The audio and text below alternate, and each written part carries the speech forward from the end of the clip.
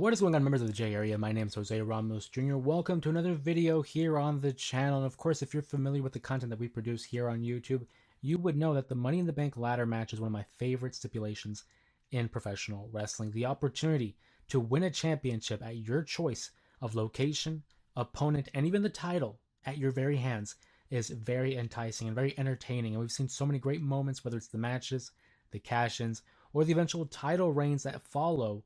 This is our opportunity to rank every single Money in the Bank cash in, all the way from 2005, where Edge had won the original Money in the Bank, till last year's, where Tiffany Stratton and Drew McIntyre are the latest winners of the Money in the Bank contract. But before we jump into the ranking, make sure you like, comment down below your favorite Money in the Bank winner, as well as subscribe to the channel to keep up to date with all the pro wrestling content that we produce here on YouTube. And of course, with that being said, let's go and let's just jump right into the ranking right now. So what I'm looking at in terms of ranking these cash-ins is, number one, did they win? Were they able to successfully cash in their contract for the championship of their choosing? Two, how much of a surprise factor was it for the audience and the viewer at home? And three, how did the title reign eventually turn out? Because you can have a terrible cash-in, but have a great title reign, and I feel like that'll be the saving grace for some of these entrants. Of course, down here on the left, you can see it is ranked all the way to S tier down to F tier for failure. And I think we're going to be seeing a few failures in that category. But let's go and let's just jump right into it. 2005, the Rated R Superstar Edge, the inaugural winner of the contract, and really set in motion what was going to be recognized as the norm for a Money in the Bank winner. Edge would win the contract and cash in at New Year's Revolution 2006 on John Cena following a brutal Elimination Chamber matchup. Taking it into consideration as the ultimate opportunist, you knew that Edge would be licking his chops to get at John Cena. It was the very first cash in. We didn't know what to expect because for some people, maybe it was going to be like Rob Van Dam, who called his shot for a championship opportunity. Rather, Edge waited until the opportune time to do so. It's an all-timer. It was the original. And for that reason, we're going to start off pretty hot here. I'm going to put it at the S tier. It was the very first time we had ever seen a cash-in. It set the standard for what the contract would be used for. Edge, for me, is absolutely an S tier. Moving on here. 2006, Rob Van Dam, the second ever winner of Money in the Bank, but he did something different. Rather than calling his shot in surprise like Edge, Rob Van Dam announced it ahead of time as he would be cashing in his contract on John Cena for the pay-per-view One Night Stand, ECW's reunion show back in June of 2006.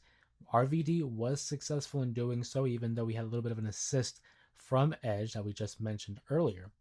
But because if it was a match and it set in motion the opportunity for baby faces to maybe come off a little bit more, of a strong babyface presence where they don't want to do it in a sneaky or evil type of way, I prefer it to be in that opportunist way where it's a surprise. But because of the matchup itself, that one night stand matchup and the environment that it was in, I'm gonna put it at an A. I'm a big fan of it, and I'd seen that matchup live on pay-per-view, so very nostalgic for me. We have Mr. Kennedy. Oh man, Mr. Kennedy. It's really sad. It's really devastating when it comes to Kennedy because he didn't even get to cash in. He held the contract for the better part of a month, really, and would ultimately lose the contract to Edge, who would cash in the very next SmackDown after. So obviously, there's really nowhere else to put Ken Kennedy but in the F category. Next up, we have our first ever two-time winner. CM Punk went back-to-back in 2008 and in 2009, winning the contract and also utilizing it as an opportunity to win 2 World Heavyweight Championship title reigns. We're going to condense it into 2 and really kind of settle it as an average out. CM Punk's cash in on Edge on the Monday Night Raw following the draft in 2008 was a surprise, and it was a welcoming sight to see someone like CM Punk win a world title. I do think his 2009 cash in was a lot better though, because he cashed in on Jeff Hardy, made it apparent that he was going to be heading for the dark side, and even turned heel during that title run. For me, CM Punk has always been my guy. As you can see, I'm repping his merchandise right now, and I'm a little biased when it comes to CM Punk. I think for what it's worth, and seeing both cash-ins, I'm gonna put it at A, right next to RVD.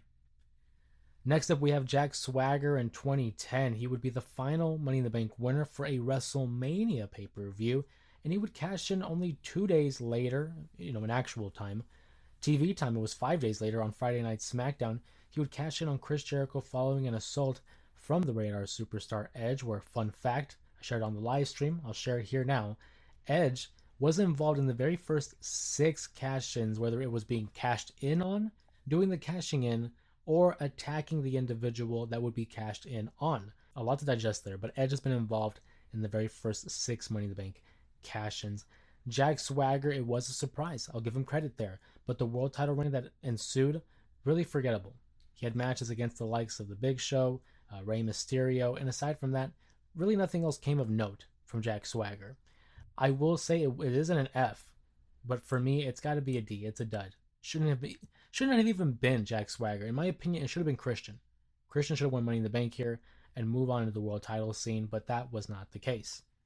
But in 2010, we also had the first ever Money in the Bank pay per view as Kane and The Miz would win for their respective brands. Kane was the first ever individual to cash in on the very same night that he won the contract. And again, even though his title reign is forgettable, the cash in itself I thought was pretty well done. The first ever time someone cashed in the same night. I am confident and comfortable in placing this in the B category. The Miz cashed in 2010, I should say. He would cash in on Randy Orton, and it was a nice surprise. I'll always remember Angry Miz Girl, the young fan who was upset that The Miz had won the championship. He also cashed in 2021 after defeating Otis, and that one, the less that is said, the better. But with The Miz, I'm okay putting him in the C category. Del Rio in 2011 had a surprise cash in. It was following CM Punk's victory at SummerSlam. I'm against it, truthfully. I hated the fact that they derailed CM Punk's momentum with this cash in and involved a convoluted story in the Kevin Nash situation. It really derailed all the momentum that they had built up into that point. But for Del Rio's sake, because of the character work that he had been doing and that it was his destiny to win the world championship, it's fine. It doesn't bother me. It just bothers me the timing. It was only a month in to his run as Mr. Money in the Bank. So for me, I'm going to put it in the C category as well. Next up, we have Daniel Bryan, who also won in 2011 and cashed in TLC 2011, defeating The Big Show and Mark Henry, who had just had a chairs match.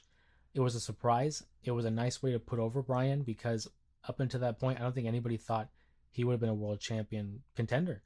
So to see him immediately get thrusted into the Money in the Bank contract and winning the matchup, and then having that title run, again, maybe not the best title run, but it did help solidify Bryan as a true character.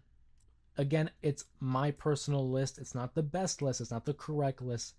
It's my list. So I'm going to put Bryan at B for B plus player. Now we're talking. Dolph Ziggler. I mean, no hesitation. If you guys have seen the cash in, it's immediately S tier. Cashing in on Del Rio the night after WrestleMania 29. The crowd was electric. The moment was fantastic. And although the championship run wasn't what we were hoping, it's so hard to not root for Dolph in this moment. He wins the championship. One of the best cash-ins of all time. John Cena and Sandow. Both are going in the F category because they both failed to cash in. Cena called his shot and failed. Sandow cashed in on Cena and failed. I'm going to keep moving. Randy Orton. I think people might not like this because of the authority. I'm going to put this at an A because it did so much great work for Randy as a heel to beat Bryan for that championship after SummerSlam's main event. And it got people behind Bryan, and it set in motion the run to WrestleMania 30. Although it wasn't the original plan to have Bryan win, it does play a factor into it. And I know it sucked to see Bryan lose that title after just winning it, but in the grand scheme of things, I do think it was important character building for both Randy and Bryan. I'll put it in the A category. You can disagree with me in the comments below. Seth Rollins, the heist of the century, WrestleMania 31. That's going S tier. You can make the argument it's the greatest cash in of all time. Right now, that tier right there in S, Edge, Ziggler, and Seth, that might be it. I don't know if anybody else is gonna be able to get in there because that's just a solid three. Sheamus cashed in 2015. He cashed in on Roman Reigns. That whole era during that span, it wasn't good. The Roman Reigns stuff, the Sheamus and the League of Nations, and I'm gonna put that in C. I don't hate it because I like Sheamus. I'm just indifferent about it. Next up, we have 2016's Dean Ambrose, who had cashed in again the same night as his win for the Money in the Bank contract. But what I love about that moment is that he, Roman, and Seth all held the title in the same night. He would also be the champion for SmackDown coming out of the draft and was the face of, SmackDown Live. I like this. I really like this. Not enough to put him in A, but I'll put it at a B. I just like the thought that all members of the Shield held the championship the same night. And it was nice to see Dean get that title win because Seth was already the champion. He was set up as the architect, like the next face of the company, and Roman Reigns literally was the face of the company. You could say he still is. So to see Dean win it was just so refreshing. Baron Corbin failed to cash in. I think it might be the worst, actually the second worst Money in the Bank winner. We'll get to the worst in a bit. Carmella held it for like 287 days, if I'm not mistaken, and did successfully cash in on Charlotte, which is impressive as it is to do it on Charlotte. She was the first woman to do so, held it for a while. I'll give her a B. Alexa Bliss, this is when it becomes difficult to rank for the women because for the next 5 years, they all cashed in 24 hours. Alexa Bliss cashed in, I believe it was on Nia Jax, if I'm not mistaken. It was fine. I think also because we had the story between her and Nia coming out of WrestleMania. But to me, it's forgettable. I'll put it in C. A pretty balanced tier ranking so far. Braun Strowman failed to cash in. He's in the F category. Bayley, this was a moment for me because Bayley is probably my favorite of the four horsewomen now. And to see her get that win on Charlotte and finally win the championship that all her peers had already won at that point, I'll put this in a B category. I love the Bayley win. Brock Lesnar didn't need the Money in the Bank contract. I hated it.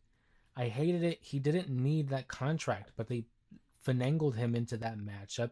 He wins the briefcase. Had the moment with it as like a boombox type of a briefcase. I don't like it.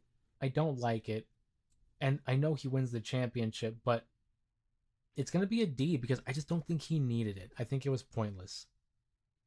Asuka wins the Money in the Bank ladder match, but it's revealed that she's actually won the Raw Women's Championship because Becky Lynch announced her pregnancy. I forget that she won Money in the Bank because it was just right into that run. But I like Asuka. I'll put her at the C category, especially because it was something different. Otis for me is the worst Money in the Bank winner of all time. I find it asinine, idiotic that they had him win. Why would you have Otis win and not plan on capitalizing on it?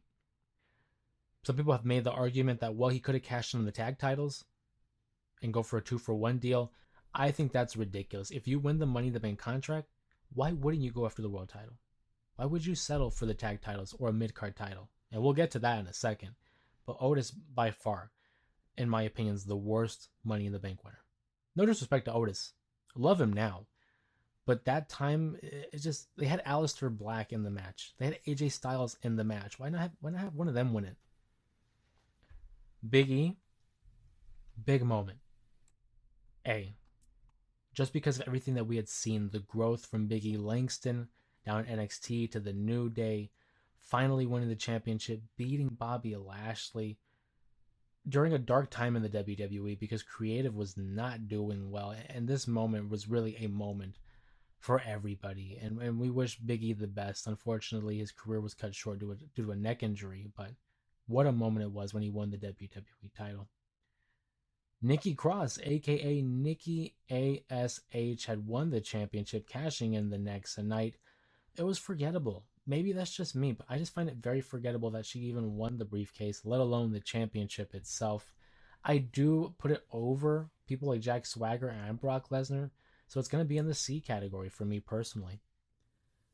Next up, we have Austin Theory, and you guys already know my thing.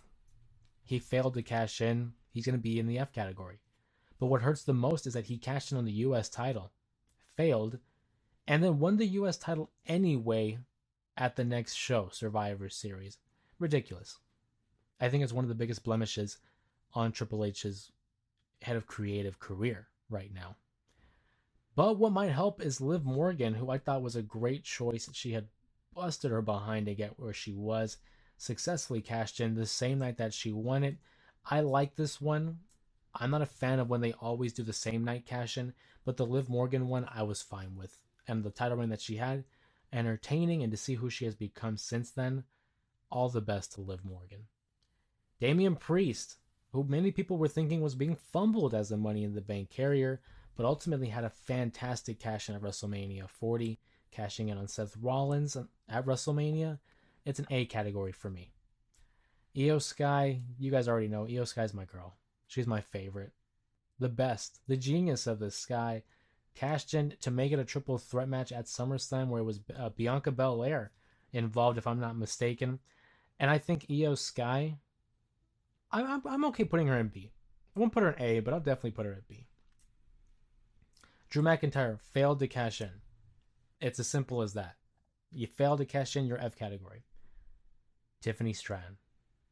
I was a fan of the Tiffany Stratton cash in because they built up to it. There was a story there. There was a narrative to follow with Tiffany. Her and Nia Jax weren't seeing eye to eye until eventually Tiffany Stratton cashes in on Nia Jax, breaks free, becomes a single star, and is, as of this recording, the reigning and defending WWE Women's Champion. Big fan of it. Big pop for her as well. Maybe it's recency bias, but I'm going to put it at A. I think it's one of the better cash-ins for the women. The only one that could rival it is maybe Bayley, but even then it might be due to recency bias. But I want to hear from you guys in the comments below. What do you think of my tier ranking for every Money in the Bank cash-in? Which one do you agree with? Which ones do you disagree with? Make sure you sound up in the comments below. And if you like the video, give it a thumbs up and subscribe for more pro wrestling content, whether it is these tier ranking videos, the one-off videos, or the live streams where we open the discussion to other pro wrestling fans across the globe. Of course, my name is Jose Ramos Jr. I want to thank you guys for joining me in today's video, and I'll see you all in the next one.